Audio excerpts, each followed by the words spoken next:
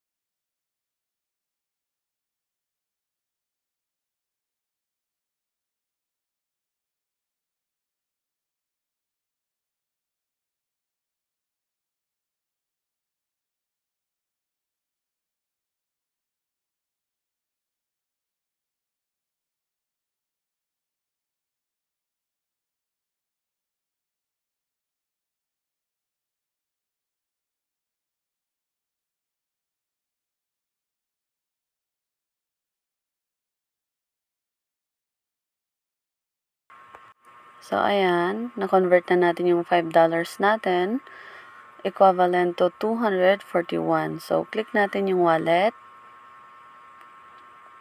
Ayan. Na-convert na natin yung USD to peso. Para ma-send natin yung ating PayPal balance, so, click lang natin yung send.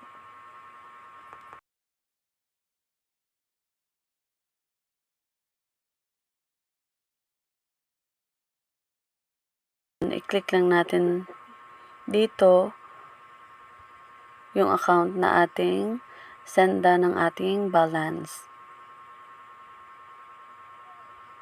So, ayan. Type natin yung amount.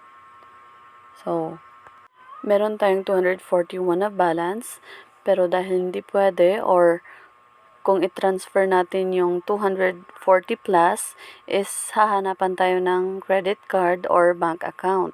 So, kailangan yung itatype lang natin dyan is 240 or 240 flat. What's this payment for? So, click lang natin yung sending to a friend.